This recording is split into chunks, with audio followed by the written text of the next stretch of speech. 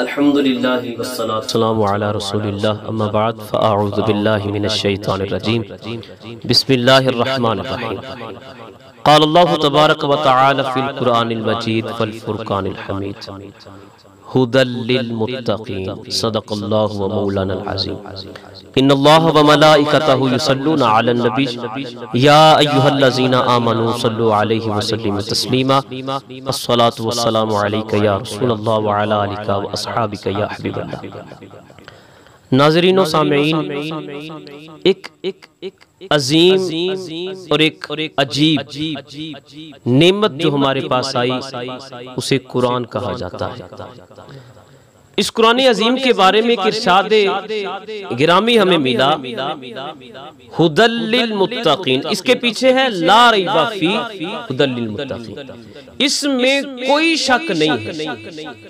ہدی للمتقین یہ متقیوں کے لیے، اتقاء کرنے والوں کے لیے، پرہیزگاروں کے لیے رحمت ہے۔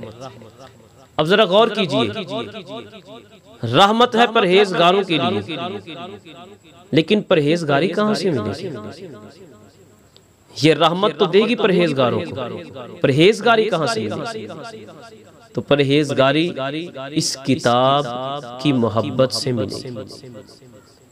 دنیا میں ہم کتنی عبادات کرتے ہیں، انہی عبادات کا تعلق یا تو ہمارے جسم سے، زبان سے ہوتا ہے یا آنکھ سے ہوتا ہے، لیکن قرآن عظیم کی تلاوت ایسی عبادت ہے کہ جب بھی ہم اس کی تلاوت کرتے ہیں تو جسم کا انگ انگ، ایک ایک بال اللہ رب العزت کی بارگاہ میں عبادت میں شامل ہوتا ہے، مصروف ہوتا ہے۔ کس طرح؟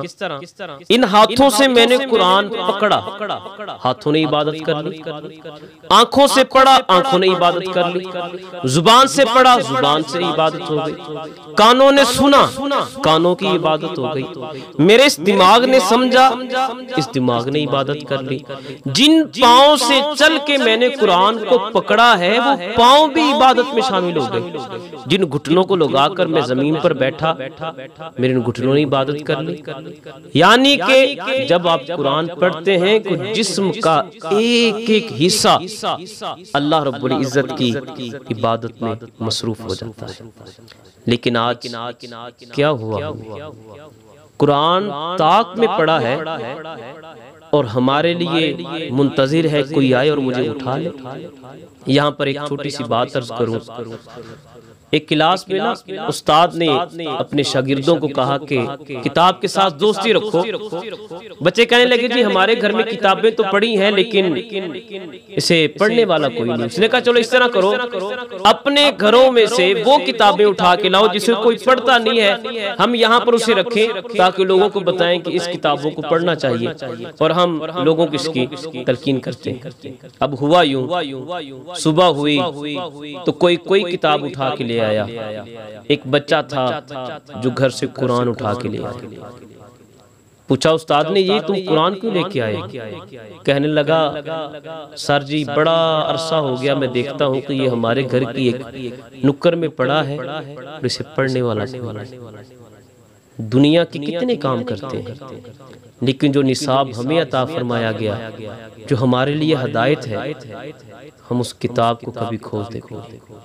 تو کوشش کریں اللہ اور اس کے رسول کی محبت حاصل کرنے کے لیے اس قرآن عظیم کو کھولیں، اس کے ساتھ محبت کریں تو انشاءاللہ بڑے فائدے حاصل ہوں گے۔ اللہ رب العزت مجھے آپ کو سب کو عمل کرنے کی